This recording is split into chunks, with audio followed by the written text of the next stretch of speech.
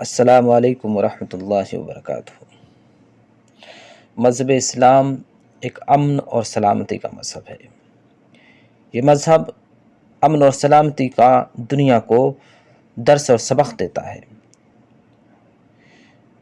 اسلام نے دنیا میں امن کو قائم کیا۔ جہاں پر اسلام گیا وہاں پر لوگ خوش ہوئے، اسلام کی تعلیمات کو دیکھ کے خوش ہوئے، اسلام کے رواداری کو دیکھ کے خوش ہوئے، اسلام کے اندر جو بھید بھاؤ نہیں ہے اسے دیکھ کر وہ خوش ہوئے۔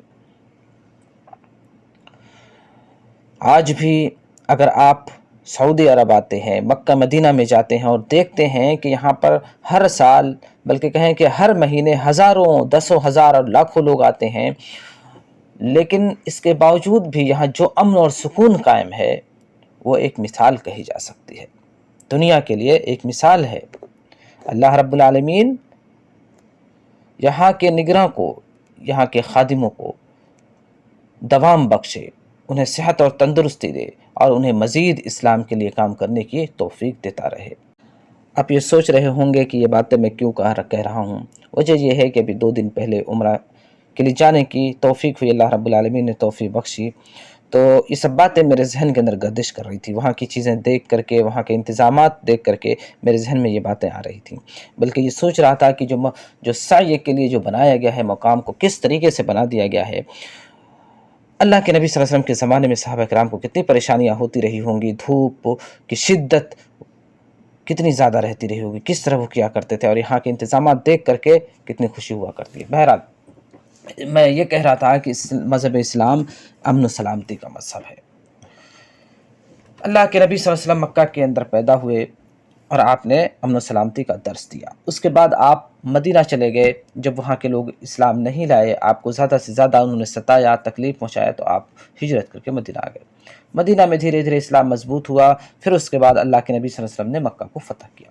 اب یہاں پہ غور کریے اس پوائنٹ پر، جب مکہ فتح ہوا آپ کو بہت ستایا تھا وہاں پر لوگوں نے، جتنی تکلیفیں دی جا سکتی تھی اتنی تکلیفیں دی تھی انہوں نے، لیکن جب اللہ کے نبی نے مکہ کو فتح کر لیا، اگر آپ چاہتے تو ایک ایک فرد سے فردن آپ بدلہ لے سکتے تھے، انتقام لے سکتے تھے، لیکن آپ نے انتقام نہیں لیا، بلکہ آپ نے کیا کہا؟ جاؤ، آج تم پر کوئی لعنت و ملامت نہیں ہے، میں تمہیں کچھ بھی لعن طعن نہیں کر رہا ہوں، بلکہ تم سب کے سب آزاد ہو۔ یہ اللہ کے نبی صلی اللہ علیہ وسلم نے کہا۔ یہ ہوتا ہے امن و سلامتی کا درس، کہ جب آدمی اپنے مخالفین، اپنی جانی دشمنوں پر قابو پا لیتا ہے تو بھی انہیں معاف کر دیا کرتا ہے۔ اللہ کے نبی صلی اللہ علیہ وسلم کی یہ صفت تھی، آپ نے معاف کر دیا کہ جاؤ تم سب آزاد ہو۔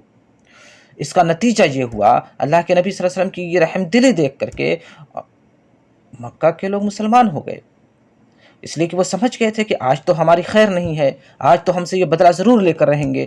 لیکن اللہ کے نبی نے جب معاف کیا تو ان کے ذہن میں ضرور یہ بات آئی کہ بے شک یہ نبی سچ ہے، ورنہ یہ ہم سے ضرور انتقام لیتا، ہم نے جو اس کے ساتھ عداوت کیا، جو اس سے معاندانہ رویہ رکھا، اس کا یہ بدلہ لے گا۔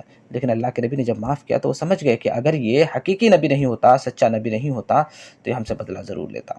تو یہ ہے ہمارے اسلام کی تعلیم۔ اس کے علاوہ بہت سارے آپ کو نمونے ملیں گے، نبی صلی اللہ علیہ وسلم کی زندگی کا آپ مطالعہ کریے، تاریخ کا مطالعہ کریے، آپ کو یقین ہو جائے گا کہ اسلام کس قدر امن اور سلامتی والا مذہب ہے۔ اللہ رب العالمین سے دعا ہے کہ اللہ تعالیٰ اس مذہب کو تقویت پہنچائے اور مسلمانوں کو جہاں بھی رہیں امن و سکون اور سلامتی نصیب کرے۔